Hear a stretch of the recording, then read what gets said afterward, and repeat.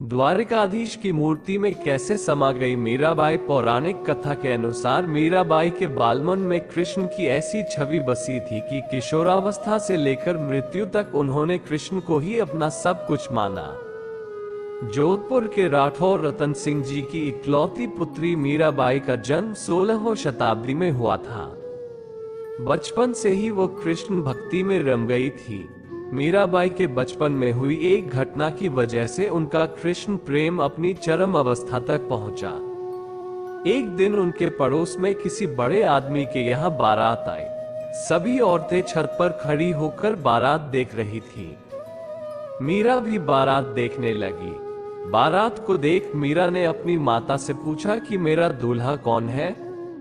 इस पर उनकी माता ने कृष्ण की मूर्ति की ओर इशारा करके कह दिया कि यही तुम्हारे दूल्हा है। बस ये बात मीराबाई के बालमन में एक गांठ की तरह बंध गई। बाद में मीराबाई की शादी महाराणा सांगा के पुत्र भोजराज, जो आगे चलकर महाराणा कुंभा कहलाए, से कर दी गई। इस शादी के लिए पहले तो मीराबाई ने मना कर दिया, लेकिन जोर देने पर वो फूट फूट कर रोने लगी। शादी के बाद विदाई के समय वे कृष्ण की वही मूर्ति अपने साथ ले गई, जिसे उनकी माता ने उनका दूल्हा बताया था।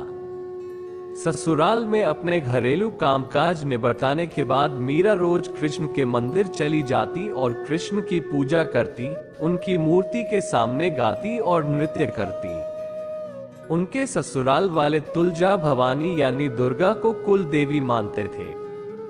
जब मीरा ने कुल देवी की पूजा करने से इनकार कर दिया तो परिवार वालों ने उनकी श्रद्धा भक्ति को मंजूरी नहीं दी।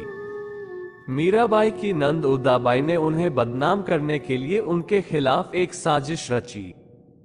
उसने राणा से कहा कि मीरा का किसी के साथ गुप्त प्रेम है और उसने मीरा को मंदिर में अपने प्रेमी से बात करते देखा है।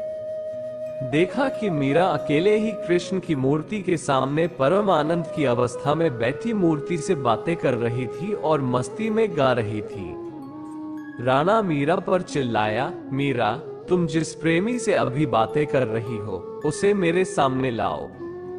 मीरा ने जवाब दिया, वो सामने बैठा है, मेरा स्वामी नैनचोर, जिसने मेरा दिल चुराया है, और वो समाधि में चली गई। इस घटना से राणा कुंभा का दिल टूट गया, लेकिन फिर भी उसने एक अच्छे पति की भूमिका निभाई और मरते दम तक मीरा का साथ दिया।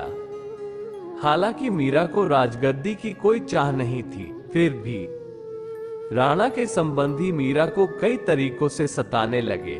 कृष्ण के प्रति मीरा का प्रेम शुरुआत में बेहद निजी था, लेकिन बाद में कभी कभी मीरा के मन में प्रेमानंद इतना उमड़ पड़ता था कि वो आम लोगों के सामने और धार्मिक उत्सवों में नाचने गाने लगती थी। वे रात में चुपचाप चित्तौड़ के किले से निकल जाती थी और नगर में चल रहे सत्संग में हिस्सा लेती थी।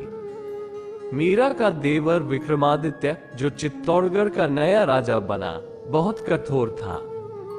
मीरा की भक्ति, उनका आम लोगों के साथ घुलना मिलना और नारी मर्यादा के प्रति उनकी लापरवाही का उसने कड़ा विरोध किया। उसने मीरा को मारने की कई बार कोशिश की, यहाँ तक कि एक बार उसने मीरा के पास फूलों की टोकरी में एक जहरीला सांप रखकर भेजा और मीरा को संदेश भिजवाया कि टोकरी में फूलों के हार हैं। ध्यान से उठने के बाद जब मीरा ने टोकरी खोली तो उसमें से फूलों के हार के साथ कृष्ण की एक सुंदर मूर्ति निकली। राणा का तैयार किया हुआ कांटों का बिस्तर भी मीरा के लिए फूलों का सेज बन गया जब मीरा उस पर सोने चली। जब यातनाएं बर्दाश्त से बाहर हो गई तो उन्होंने चित्तौड़ छोड़ दिया। वे पहले मेड़ता गई, लेकिन जब उन्हें वहां भी संतोष नहीं मिला तो कुछ समय के बाद उन्होंने कृष्ण भक्ति के केंद्र वृंदावन का रुख कर लिया। मीरा मानती थी कि वो गोपी ललिता ही है, जिन्होंने फिर से जन्म लिया है। ललिता कृष्ण के प्रेम में दीवानी थी। मीरा ने अपनी तीर्थ यात्रा जारी रखी। वे एक गांव से दूसरे गांव नाचती गाती पूरे उत्तर भारत में घूमती रही। माना जाता है कि उन्होंने अपने जीवन के अंतिम कुछ साल गुजरात के द्वारका में गुजारे। ऐसा कहा जाता है कि दर्शकों की पूरी भीड़ के सामने मीरा द्वारकाधीश की मूर्ति में समा गई। वीडियो अगर पसंद आया हो तो वीडियो को लाइक और चैनल को सब्सक्राइब करें और अपने दोस्तों के साथ शेयर करें। धन्यवाद।